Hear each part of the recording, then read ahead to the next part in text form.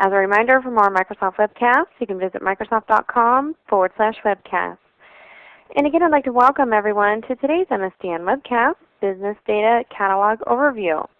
And now, without any further delay, I'm going to turn the floor over to today's first presenter, Mike Benkovich. Thank you, Tracy, and I want to welcome everyone to today's webcast. This is the SharePoint for Developers series. This is the 8th one in the series, and we're talking about the Business Data Catalog. And to kind of get us into this, our SoCal DevGal is going to drive today's presentation. So with no further ado, I'll be online in the background answering questions, but Lynn, take it away. Well, thanks a lot, Mike.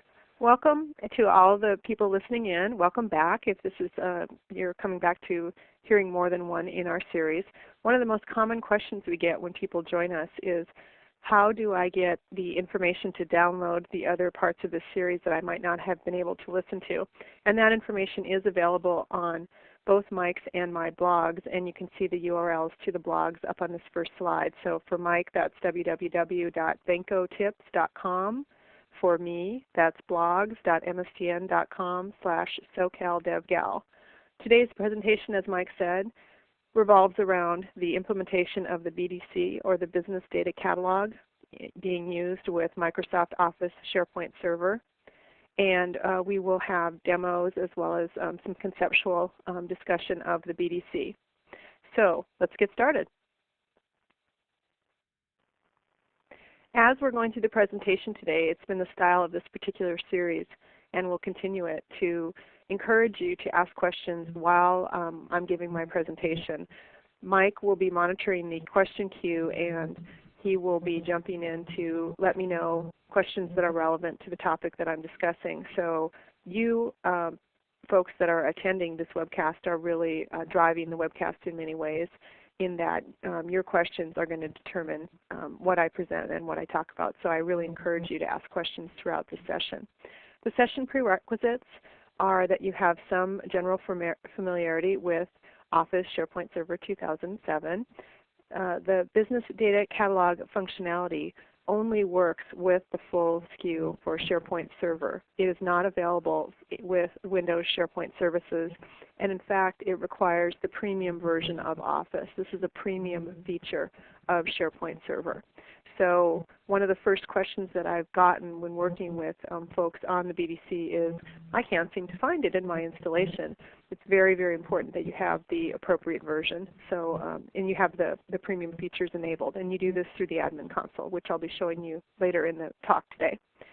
You'll also benefit if you have some background with web parts and search inside of the SharePoint Server environment, because the BDC utilizes these functionalities within SharePoint.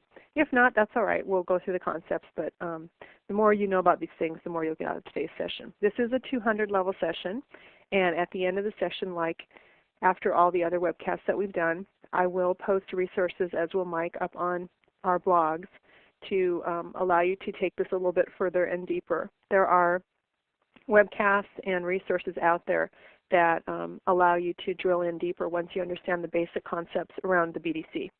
So what are we going to talk about today? We're going to define the Business Data Catalog and understand why you as developers may be interested in using it as part of a MOS solution. We're going to look at the configuration methodology for using the BDC, using the SharePoint administrative interface, and talk about some other ways that you could configure BDC.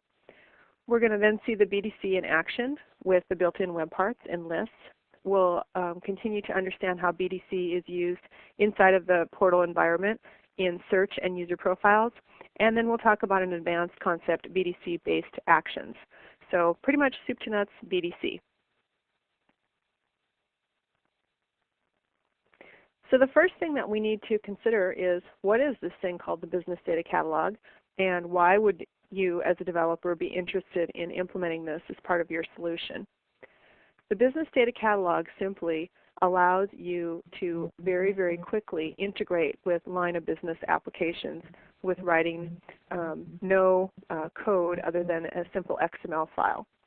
So the sort of 5-minute explanation is, you can use data inside of your portal environment from any line of business system to which the BDC can connect without writing any code. So you can implement connections to various data sources with very, very little coding effort and in a very rapid manner.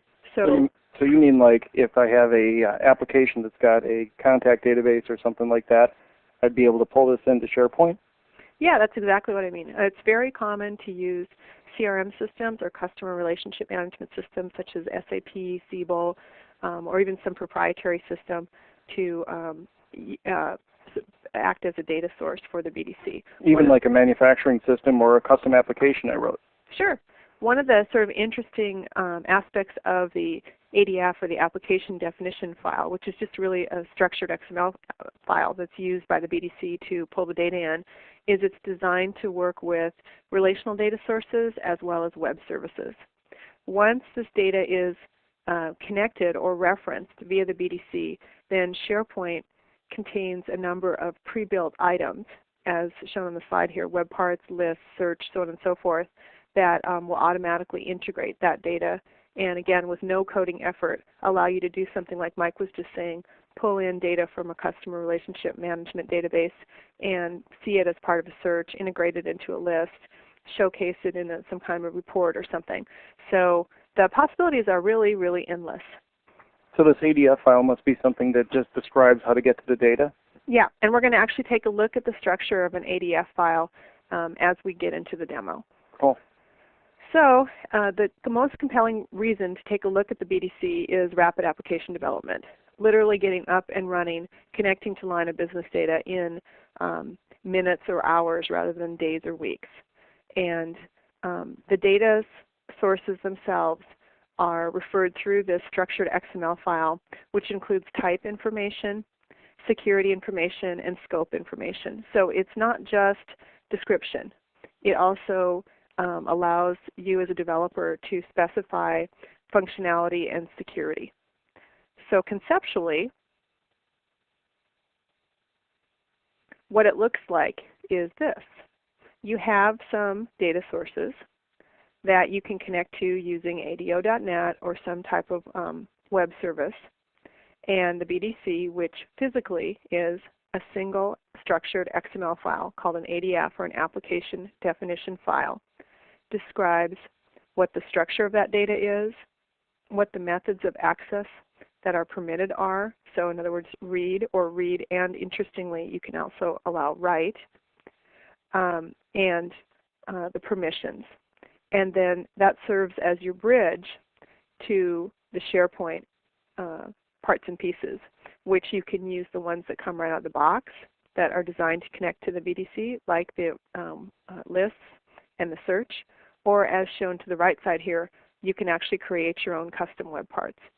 And in fact, we do have one of the webcasts in this series, I believe it's coming up next week actually, revolves around how to create web parts. So if you're not familiar with that concept, we'll be talking about that in the series as well. So it's time for us to kind of take a look at what this looks like once it's been set up. So let's jump over to my demonstration environment. And what I've got here is a virtual PC with SharePoint services running on it. And I have configured the AdventureWorks sample database to be a data source for my portal. And let me show you how I've done that. Hey, by the way, for those of you listening, if you want to see this full screen, just press the F5 key and it makes it all, you can see everything that Lynn is doing here. That always does add to the display. Helps to see it, right? That's right. So I've got inside of here my portal, and I also have the administration site open for this particular portal. Now I know that all of you listening are probably primarily developers rather than administrators. However, like many other parts and pieces of developing under SharePoint, you really have to get a strong partnership with your SharePoint admin counterpart when you're doing custom dev, because a lot of the functionality is configured through this central administration website that ships as part of MOS itself. So where I'm at here is I'm underneath the top level. Matter of fact, let me go back to the top level. and show you kind of the path to how to get here. Because once you are here, it's relatively easy to do, but finding the right place is always a little bit tricky. So if you just were to open up the central administration site, this is what you'd see. You'd see operations, application management, and shared services administration. Your shared services administration is your container for what are called SSPs, or shared service providers. And these are simply collections of settings.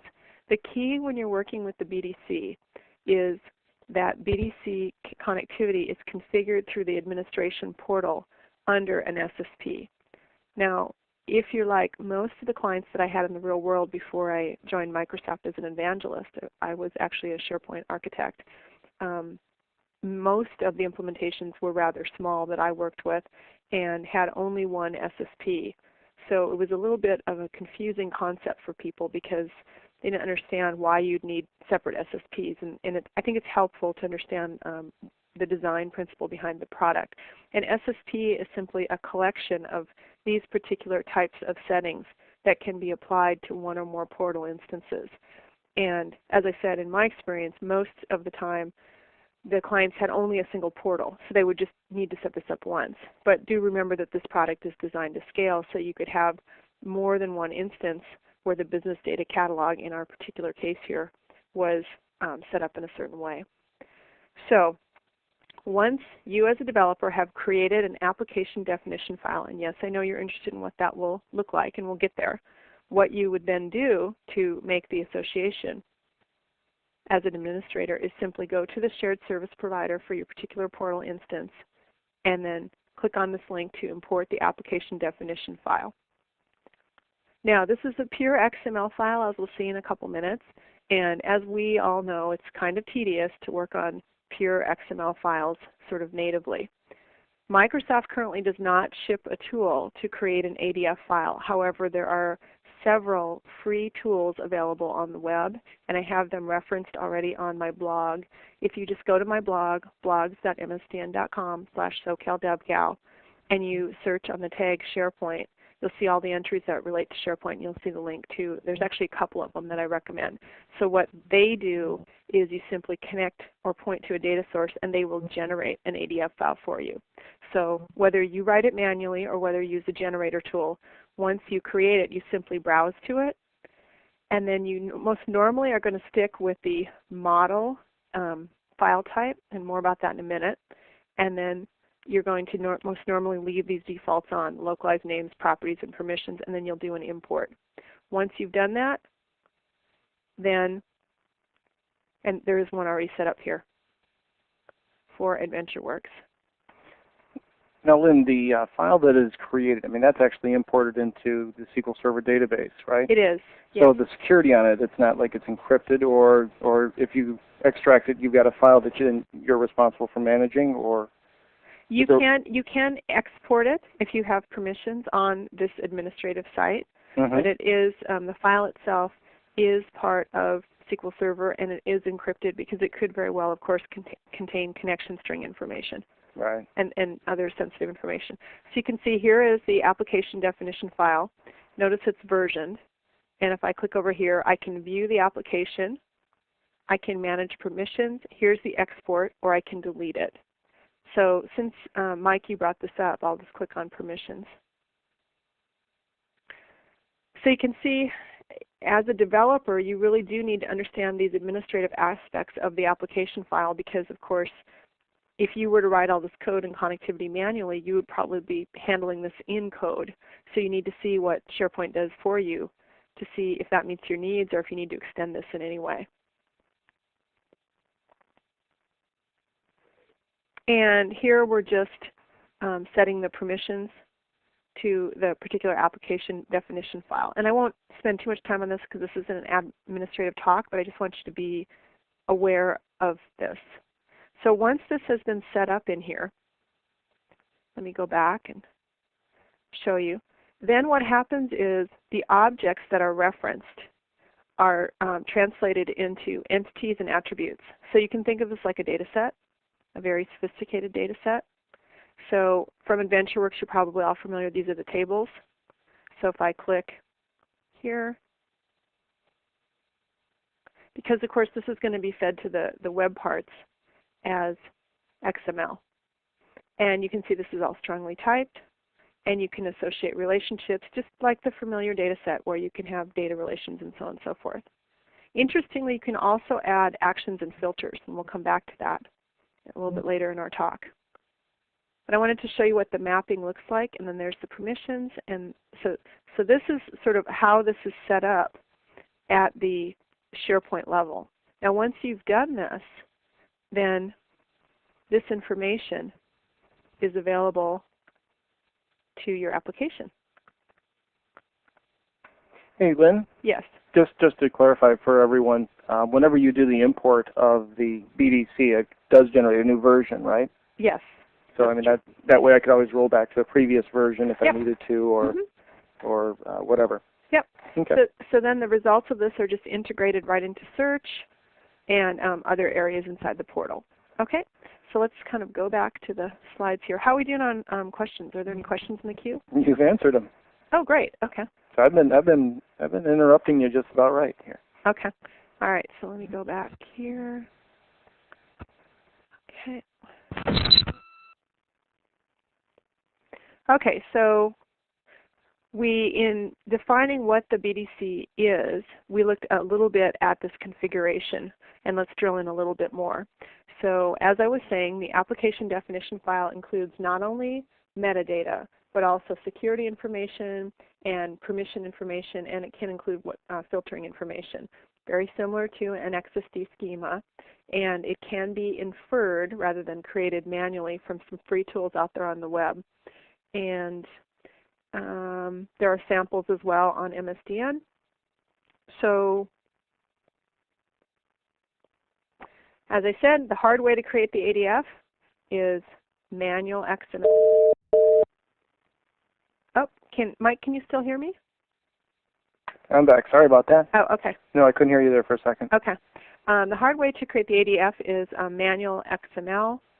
And here I have the specific steps on using a sample file. Do note that you do have IntelliSense available at the very least. But personally, in production, I have never created an ADF manually. I'm just not about writing manual XML when there are tools out there. And the easy way, and I think the best tool out there, is the tool from Todd Baginski's blog. It just literally is a GUI interface where you put in your data source connection and you generate the ADF, you review it for correctness, and you may want to add some action attributes or some permission attributes, and then you simply import it. So I think at this point we probably need to take a look at this ADF since we've been talking about it. So let's do that. Now what I've done is I simply exported the ADF. That is the sample. And I'm opening it up here. And give Visual Studio a minute to cook, or Notepad, or whatever it's associated with. This is a virtual PC environment. While this is coming out, let me do this one more time. There we go. Open. I'm going to open it with Visual Studio to make it easier to see. A common question that I get after each one of these SharePoint for Developers webcasts is how to set up a development environment. And just a couple of tips. I do have this on my blog as well, but just because I get this question after every webcast, SharePoint does require that you have a server product. So most developers, of course, don't have Windows Server on their dev box. So we do recommend that you use our virtualization products, Virtual PC or Virtual Server. Virtual PC is free for download. So you pull down Virtual PC, put it on your desktop, and then set up Windows Server 2003 in a virtual environment, and then pull down the SharePoint dev tools and products. So just something to know, you can't use XP to do development for SharePoint. Okay, so here we have this open. I know it's as exciting as watching paint dry, but it is an XML file, and we are going to drill in a little bit so you can kind of see what's going on with this. So you can see that this is, W3 compliant, and if we drill in here, we can see, and we won't spend too much time, but just so you can see what this looks like. We have entities, and those entities have associated strongly typed properties. So you can think of them as tables with columns in this particular case. Now it wouldn't have to be that way because the BDC is also designed to work with web services. So in this case we have some methods being called here, and you can think of this as a method out of a web service. And we also have some filters. So a comparison filter, we have a wildcard filter, and we have more information about the filters. And the filters will be used in web parts and in searches. And you can see a lot of detailed information. So this, and it's pretty long, and AdventureWorks is not that detailed of a database. So that's why I would really emphasize that you'd want to use a kind of a reflector product or something to create this. So all this kinds of types and filters, just detailed information about the data source.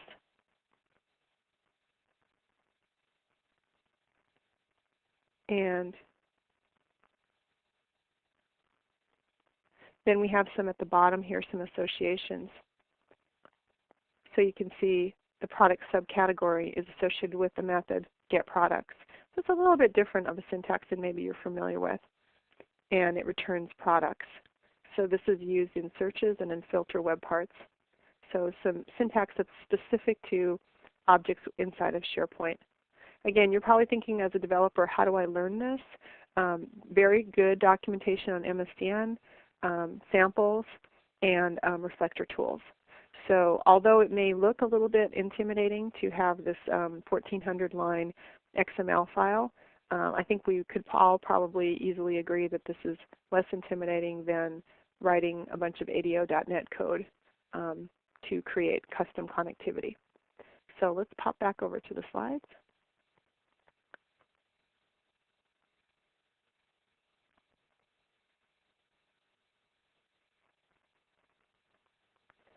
So now that we've seen how this works, then once that is, the ADF is created, then as I said, either you, if you're the SharePoint administrator, or whoever is, would go into the particular SSP and would associate the ADF to the SharePoint site instance, and then you would use web parts or some other type of SharePoint object like a list or search to test and make sure the functionality was working properly. So we've pretty much gone through the configuration. Oh, before I jump out, I see there's a couple questions. Mike, do you want to tell me what people are asking there? Sure. One is talking about running the Small Business Server 2003 along with SharePoint 2007, and whether or not, if you put this on, is it going to break any of the management and the monitoring based on the older version of SharePoint? The BDC, that's a great question. The BDC is a new feature inside of the enterprise version or the premium version of Office and SharePoint 2007. Now, if you're talking about having two physical machines, which I think is what they're asking, and using the new SharePoint server as a destination for data coming out of the small business server, then I don't see that being any problem at all because that's simply a data source. And you just are upgrading the SharePoint instance, so everything that was on small business should continue to work. Yep. I don't see that being a problem. So. Okay. And that was about it. Okay, great. You guys are not making me work for my money today. Please ask questions. Okay, so now we need to see this guy in action. We need to see what you can do with BDC once you've set this up. So we're going to look at BDC in web parts and lists, BDC in search and user profiles, which you may not even be familiar with what user profiles are, and the cool thing, I think, BDC-based actions. So out of the box in SharePoint 2007, we have a number of web parts, and we're going to go and take a look at those in just a minute here, that are designed to work directly with BDC. Again, like the ability to configure BDC in the admin console, you'll only see the BDC web parts if you have the correct version and you have the features enabled, the enterprise features enabled. Seems weird if you get the enterprise version that the features wouldn't be automatically enabled, but the reason we have that switch there to turn it on or off is exactly for the reason of the last question, for compatibility. So two things, you have to have the right edition and you have to specifically enable the advanced features, otherwise you will physically not see the BDC web parts and the BDC configuration. And how do I know this? From working with an actual customer who was very frustrated until I pointed this out to him. The BDC is also configured to work with lists and user profiles, so you can add metadata and custom search as well. So again, you want to really take a minute and kind of grok this and think about it, that you can, from your portal, search, as Mike was saying in the beginning, CRM data. You can really create one central search for all enterprise data. And this is something that has been a wish for so many companies that I had worked with as a SharePoint architect for such a long period of time, and it could be done with previous versions of SharePoint because of the search, but it certainly wasn't this easy to set up. I had a talk I gave recently for a user group. I had a university in Southern California here where I live tell me about their use of BDC across their student population and just how overwhelmingly great it had been within the university system. It consisted of several campuses out here in Southern California in allowing students to have the one central search location for 15 different repositories of information. And the university said that the response from the students and the faculty was just overwhelmingly positive about how much it improved the usability of a lot of systems within the campus. So it's just something for you as developers to really think about how you could impact search across your enterprise. It's pretty easy to set up and pretty powerful. Another thing about BDC that is surprising to people when I talk to them about it is this isn't just read-only. You can, through correct definition of the ADF file, also allow write-back or allow updating of source data. Now, obviously, this is not going to be for every implementation, and frankly, is usually less than 25%, because if you truly do set up connections to almost all of your enterprise data, you normally don't allow updating through your portal heavily. However, think of it for maybe your financial analysts or people that have to do corrections. It's usually people that are dealing with the finances and the books. If they could, right from the portal, do those updates after you facilitate that by running one XML file. It's kind of mind-boggling to me. So let's actually jump out and take a look at some of these web parts in action so you all can see what this looks like. While I'm going here, Mike, have you done any production work with the BDC? I'm just curious. Not beyond tempting people to see what's possible with it. Yeah. Well, I had done some before I joined Microsoft, and basically what I found is it's right up there with the work that I did with business intelligence. It's so new in that it's not new to have enterprise search, but it's new to be able to implement it within weeks rather than months. And when I worked with developers and implemented this, it really had a huge wow factor. It really did. So I would think search would be kind of the killer thing here, but I will show some of the other BDC actions.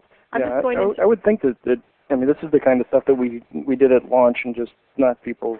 It's just cool stuff. Yeah. So first it's a process for our developers in the audience to understand what's possible, because I know the last thing that developers want to do is overcommit and underdeliver. So you have to understand what's possible here. I'm just creating a blank page to put web parts on. We never overcommit. No. It just takes 5 programmer minutes, right?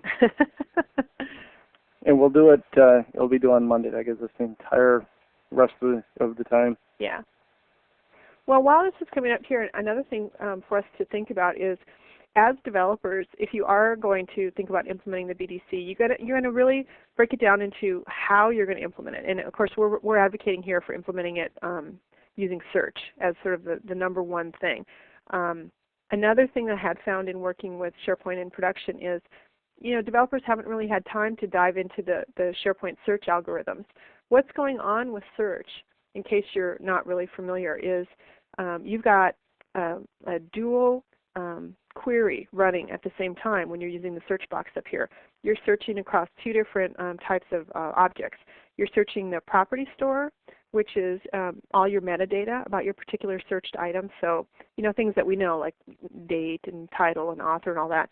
But one thing to, of course, know is you can create custom metadata inside of SharePoint. We actually talked about that in a different webcast. It was custom content types. And creating that will speed up your searches because you're searching only properties related to an object rather than the object itself. So in other words, if you have a Word document, you're searching the properties rather than the text of the Word document. But what happens when you're running the search up here, in addition to searching the properties, you're also searching the actual body of the particular object. So whether it's an entity, a table, in our case if it's relational, or if it's a Word document, you've got a parallel search string running. And what you as developers can do is, if you are going to implement enterprise search, is you can create search scopes. How this relates back to the BDC is in the ADF file, you can write scope definitions, which will actually show up inside of here.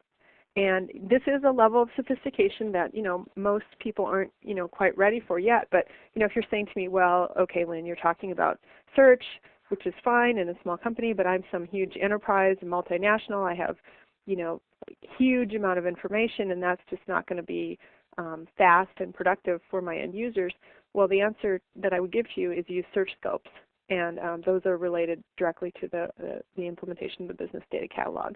So kind of from a bigger point, if you are going to implement BDC in search, it's very important for you as a developer to understand how search can be configured. If you've got more than like 5,000 users and some terabytes worth of data, if you have a large, it's truly an enterprise installation. If you've got a smaller installation, then you can just go with the default and let every search everything. Hey, Lynn? Yes. When you're talking about letting it all search, there's a good question in the queue talking about security. What about the security and permissions on things that I've enabled through the BDC? If I've got database security enabled for different users, is the search running through my impersonated account? Yeah, that's the beauty of it. Yes, it does. The short answer would be yes, which is a wonderful thing. Your security is honored through the BDC. So I'm only going to see the stuff that I have been authorized to see anyways. SharePoint in 2007 is security trimmed, which is a beautiful, beautiful thing, and the BDC supports the security trimming. I got to think of the large companies would really appreciate that. Yeah, it's an excellent feature. Okay, so now my page has come up here. So I'm going to want to edit, and I want to add, let's see, I want to add a web part here. Did I get the right type of page? Talking while creating isn't always the best thing. So let's see what I've got going on here. So I want to add, and maybe I haven't made the right type. All right, well, let me just publish this, sorry. I'm going to make a new page. I'm going to make a page of the type that I can add a web part to. This is, I don't know what kind of page this is, but I can't add a web part to. So I want to show you the BDC web parts is where I'm going with this. And I guess I just made a generic page or something. So actually, let me make a site. That's going to be an easier way and throw a page up on it. So, okay. And while this is coming up, something to think about in terms of BDC is the scoping of the BDC data to particular, I'm just going to click this here, same permissions, list. The scoping of BDC data to particular sites, site collections, or portals. And again, a concept I find that not a lot of developers are familiar with is a site collection. And this is only in the full version of the product in Microsoft Office SharePoint Server. It's not in WSS. This is a grouping of sites to which a common set of permissions are applied. So you can scope BDC data to a site collection. That kind of follows on to the earlier question about permissions as well. So here we've got our site, and we're going to edit the page. It's a little roundabout way, but we got here. And we're going to add a web part.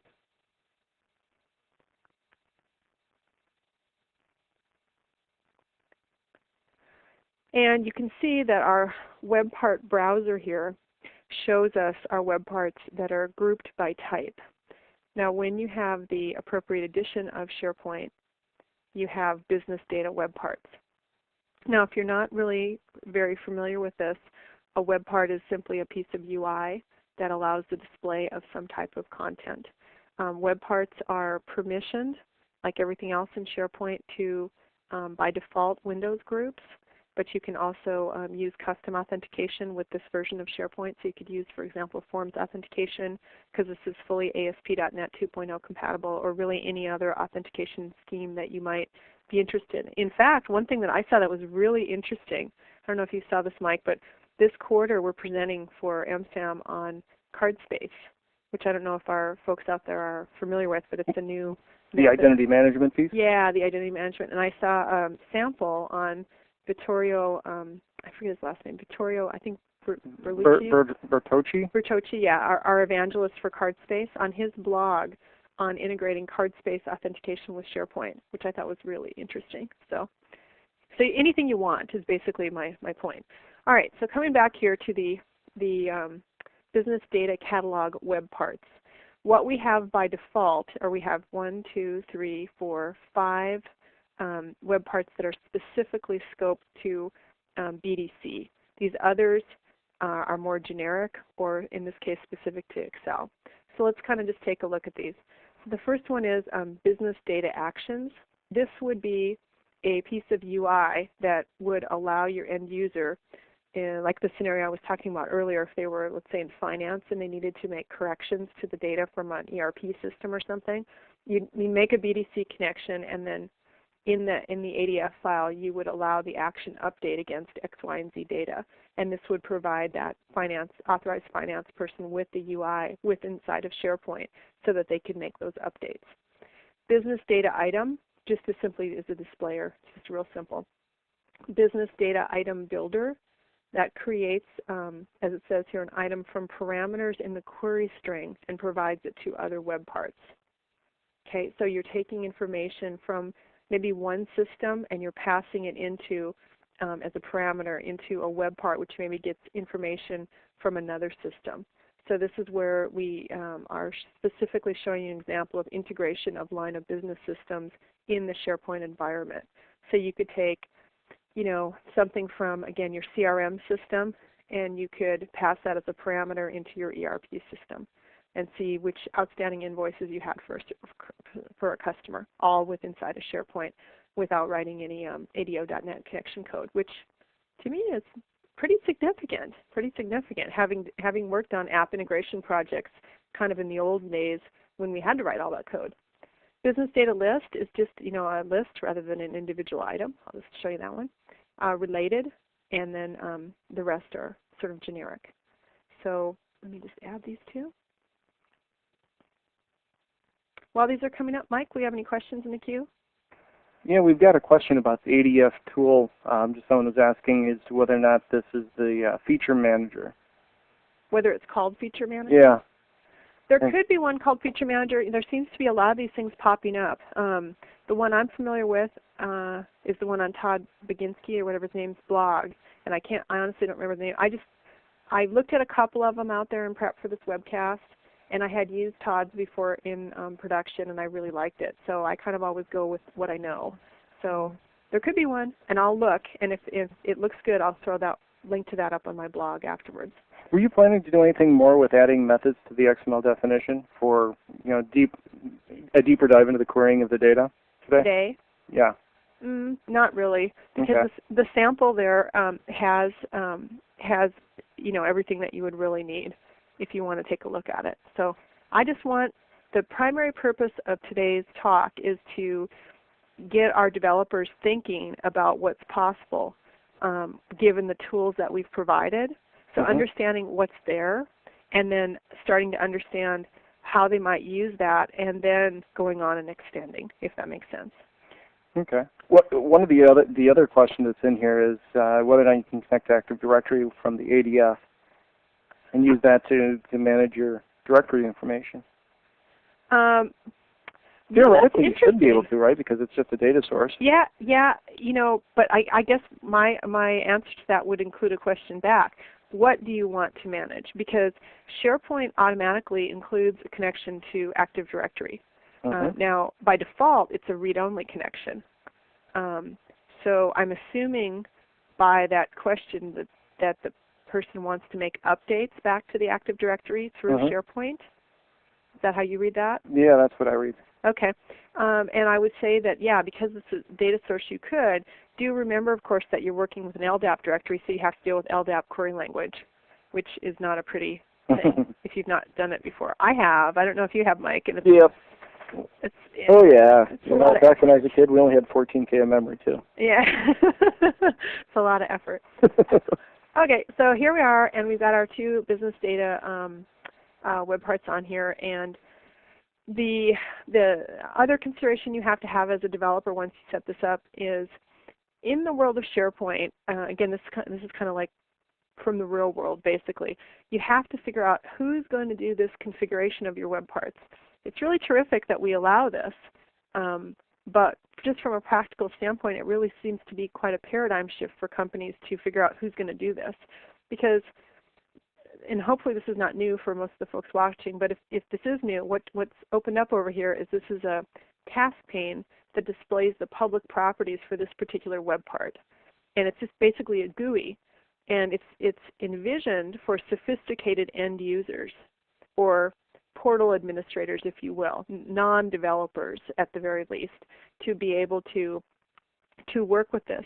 However, it kind of is a fuzzy line, because as you can see in here, we've got access to XSL. Now, I don't know very many sophisticated end users that can write XSL. I mean, I don't even know that many developers that can write XSL without some tools. So one of the things that you would want to investigate as a developer when you're going to use the BDC is to really drill into these web parts that ship with SharePoint, and to figure out, are you going to use these web parts to display what you pull in from BDC? And if so, who is going to configure these? How are you going to set these up? And if not, are you going to write your own web parts to take the results of the BDC query and then display that in some sort of custom manner? See, working with SharePoint, the key really is, once you make your data connection, is to figure out how the existing web parts are going to work for you in your particular implementation, whether they're going to work, who's going to configure them, and if not, how you're going to replace them, because it's really all about UI, like so many of the applications that you create. So these are the sort of displayer web parts. Before I sort of leave the world of this, there are also other web parts that relate to the BDC. And let's see where they are here. The filters. Okay? So filters in general, as their name would indicate, allow end users to get pick lists to filter for different displayable UI. So you can almost, I think of them almost as little tools that you can throw onto the page. And you can see that by default we have a filter. Now, one from the business data catalog data, one of the concepts that you as developers need to understand about web parts is, in addition to being providers of UI, there's a sort of a distinct property of web parts, and that is that they can pass information from one web part to another web part. So they are in essence connectable. And this is just something that's been inherent in the style of web parts really since their inception. If you're really unfamiliar with web parts, I'm assuming most of you do ASP.NET development, you can think of it as a very specialized type of an ASCX control. So you can think of it as an ASCX that in this particular case is designed to pass parameter or receive a parameter value. And that parameter value in this case can be business data catalog information.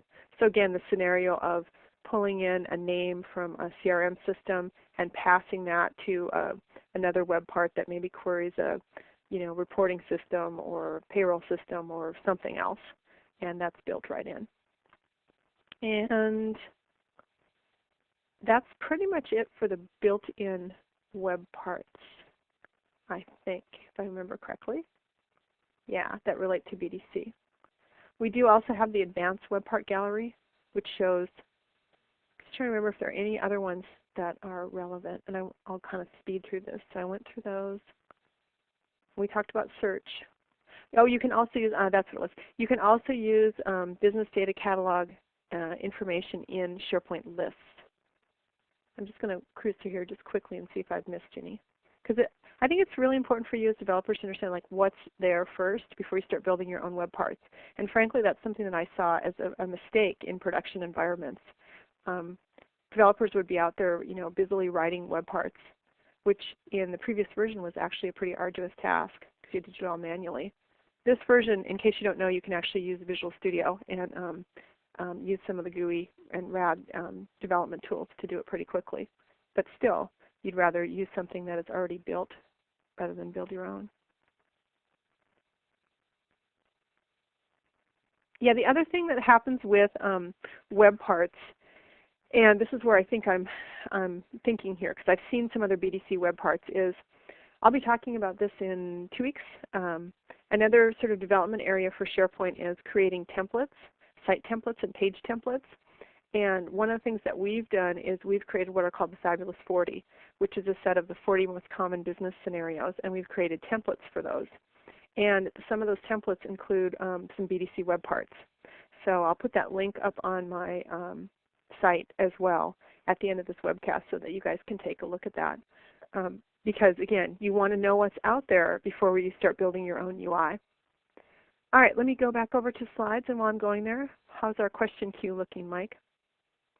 I think we're doing okay, although I think it's possible the link that we put up for the BDC tool is pointing to the wrong place. So I'm trying to pull down the right one. Okay, great. And I'll post that here in a minute. Okay, maybe Todd updated that. Yeah. Okay. Yeah, I mean, what's the deal with these people with their blogs changing it? I know, that just doesn't work at all. It makes our life so hard. Okay, so, so in kind of understanding what's available in SharePoint in terms of UI for BDC and what's not available. So you have web parts that will show an individual item from a BDC source. We'll show a list of items from a BDC source.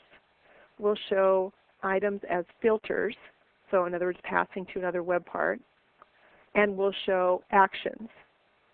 If you wanted to work with custom search, then you would have to crack open the object model, and you would have to pull in a scope that you had defined. So that's a little bit more sophisticated. Matter of fact, we should jump back there. A question on the Fabulous 40, which ones are actually using the BDC? I'm going to have to pull that down and look because there are 40 different templates with multiple pages, and I don't have them all memorized. Okay, so in order to take a look at search, good question though. Hey, now you're making me work for my money. Hey, we got 10 minutes left, so yeah, gotta throttle it up here. Yeah. So as this administrative console is coming up, what I'm going to show you here is a little bit of the search configuration and talk about BDC and search.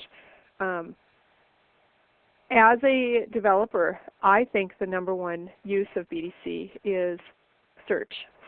Now that may not be the case for your particular business needs.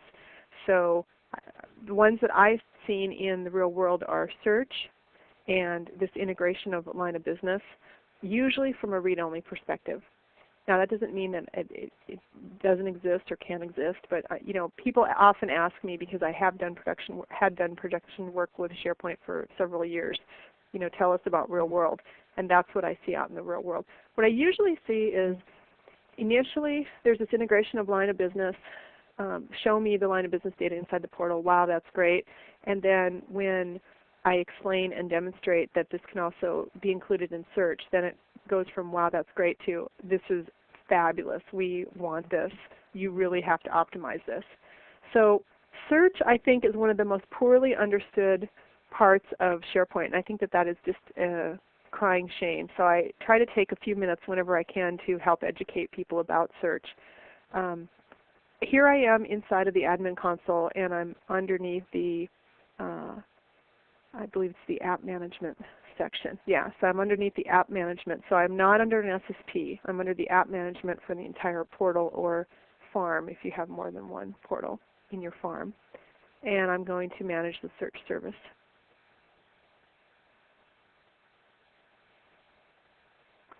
Again, this is a really blurry line between dev and admin, but it's very important that you sort of understand at least the high level of this, so that because what will happen is if you attempt to integrate line of business into search and you do your ADF file, you create it exactly correctly. But if search settings aren't set up correctly, then the items that you've intended to be included will not show up in search results, and they'll come back to you and say why not, and it could have nothing to do with you. So inside of here, you can see that you've got farm level search settings, crawler impact rules, and then query and index servers, and then SSPs with search enabled. So a lot of different terms being thrown out here. If you have a single implementation, you're going to want to look at farm level, and then you're going to want to look at your shared services. Now by default, everything that is stored, like all your Word documents and all that, Excel spreadsheets inside of your SQL Server, those will be indexed automatically. So there's not much that needs to be done there, but obviously we're talking about items that are separate being integrated through the BDC here. So at the top level, at the farm level, there may be a situation where you have a proxy server sitting between some of your data, so that needs to be set up correctly. And I've seen almost all these things done wrong in production. That's why I'm taking a minute to show you this. SSL certificate warnings. So once you find sort of the area to do the configuration, people can usually fix the error. It's a question of finding where in the administrative console and panels you need to go. So just as a reminder, I'm at the very, very top level. And here we're looking at crawler impact rules.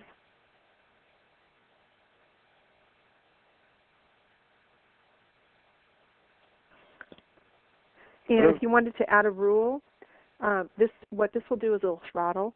So let's say that you want to search your CRM system, but your CRM system is already slow. So you don't want to have a constant search. You can actually throttle it so it only searches every 5 minutes or every 10 minutes or every hour or whatever it is. Obviously you have to educate your users that there can be some latency on the SharePoint search results, or you'll have frustrated users. But this can really help if you're trying to search a system that's already burdened. And then just quickly we'll go into the shared services over here. And that takes us back over here. And now we are in the shared services, and we go into the search settings. So there's two different levels at which you configure search settings. Again, I think that's a little bit tricky, so I like to show people that. And be reminded that the SSP is a set of settings that can be applied to more than one server. This is sort of where the pedal hits the metal, where you've got things like the scopes. So if you had defined a custom scope, then it better show up here, or you haven't defined it correctly. So you really have to work in partnership with your SharePoint admin when you are implementing BDC search. Make sure everything has been implemented correctly. There's your content sources and crawl schedules. So again, if you wanted to have a specific schedule for crawling a specific line of business data source, here is our BDC data source, and we can see that we have status, and we have the ability to do not only full crawls, but we can do incremental crawls. And we can look at crawl logs to see if there's been some problem. I know the university that I worked with, they wanted to crawl only specific sections of line of business systems, and so they were using what are called exclusion rules. This gets a little bit advanced, but it's important that you understand this. And their exclusion rules weren't set up correctly, so they were missing some content, and I worked with them to help them to get them right. So you verify inside of here is really what I'm trying to say once you try to set this up. So you go through, this is under the shared services provider under search. Okay, Mike, any questions? Can you use the BDC to connect to and enable searching across Documentum? If Documentum allows ADO.net connections or provides the information via a web service, then you could. Those are the two types of connections. I don't know if Documentum provides either of those methods. Do you? I don't know. If Documentum has an ODBC, programmable API, I would expect that you'd be able to get to it. Right. I found a link for the BDC MetaMan, which is the project that Todd was working on. And apparently he's no longer on that project, and so his blog no longer has the link to that file. So I have actually pulled it down from www.bdcmetaman.com. Okay. If you click out to it, you'll see that that's where you can go out and you can pick and run the application. So cool. Just thought I would mention that out there so that people have been asking about it. Let's see.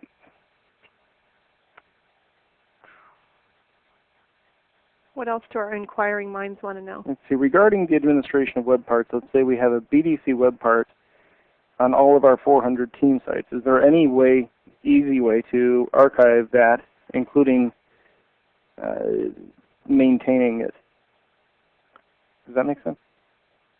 I think where this person's going with this is they want to reuse a web part across multiple sites. Does that sound like a good interpretation of that question? Yeah, I think so. Well, that would be a feature. Okay. And we did talk about that. That was your webcast, wasn't that? One on features? Mm-hmm. That was a couple webcasts ago. So again, we need to repost, I think, the entire series up on our blogs because we've got a lot of questions. A lot of things are kind of churning back through. Yeah. If you go back into benkotips.com, I know that you can link to and see all of the webcasts in the series as well as on the SoCal DevGal. Yeah. So that's a good place. I got a comment back from Scott saying that the product, that link that I posted up there, they are charging for that. So it's no longer a free product. Yeah, they're getting smart now. Hey, what are we going to do? Yeah, yeah. And then someone else was saying that you want to check the security with a partner on connecting Moz to Documentum. Yeah, that's a good, we can check with that. All right, well, I see we're almost running out of time. If you have questions, we will stay on and answer them, but in order just to get this finished up. So the message that we wanted to give out to you is take a look at this BDC. It's pretty smoking hot stuff. It allows you as developers to implement in a very rapid way connections to line of business, not only for reading, but also filtering, searching, and possibly updating, implemented via this relatively simple ADF file with these tools being available. We have information on our blogs that we've been mentioning, so please go there. And next steps, let's see, we've got our MSDN events are coming up next quarter. The new content is Silverlight. So if you've heard about Silverlight and you want to know more, sign up for our events in July and August. WCF is another one. Yep. And Windows Communication Foundation. Another thing I want to just mention is I'll be starting a new webcast series starting in July called Geek Speak. And it's going to be live or recorded, and it's going to be available through MSDN as well as on Channel 9. So if I've got any Niners out there, be sure to check out what's going to be happening on Channel 9 with Geek Speak, because we have a lot on board there. That's going to be exciting. Yeah. You're doing that with Glenn Gordon, right? Yep, and the format is developer to developer.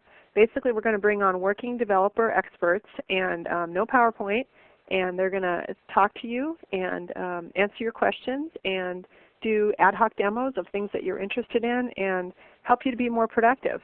So yeah, we've got July booked out. We've got some cool guests, SSIS coming on, and we've got just all kinds of neat stuff. It'll be on my blog, but I hope that I can hear and see some of you over there. So I think we're actually out of time, so I'm going to have to turn this over to Tracy or she's going to get mad at me. But we'll answer questions after she finishes up her ending part here. And thanks for listening, and hopefully it was good. Excellent. Thanks, Lynn. I do want to remind everybody that for more information, they can print a PDF of today's session. To do that, just go to the File menu in your upper navigation bar. Now please feel free to continue to submit your questions in the Q&A panel found at the bottom of your live meeting screen. Also, I'm going to be posting a survey here in just a minute. If you would all please take a moment to fill it out before you log off. We do appreciate your feedback. As a reminder for upcoming and previously recorded webcasts, you can visit Microsoft.com/webcasts. You can go here to access this webcast, which will be available for download in about 24 hours. Now, if you have any webcast content ideas, if there's something out there you would like to see and haven't yet, we'd love to hear from you. Just take note of this link here. And for anybody who's interested in receiving a free 14-day trial of Microsoft Office Live Meeting, you'll want to visit Microsoft.com/presentlive. And now for filling out that survey today, you're going to be automatically entered in to win this 30 gigabyte Zune digital media player. It gives you a little incentive to fill that out for us. And here is the survey. Please follow the links provided to complete today's webcast evaluation. And Lynn and Mike, do you have any questions you need to wrap up with? Yeah, it looks like there are a couple, Mike. All right. What is the link to Lynn's blog? Lynn, do you want to go ahead and just type in the answers on that? Sure. I think the other ones we've actually been asked and answered. Okay. Or there is one that's asking if you have a recommendation for a free ADF tool. Not anymore, not since Todd went away, but I'll be searching and I'll put something on my blog because I need one. So yeah. I don't like writing a manual XML, so I'll find one for you. That sounds great.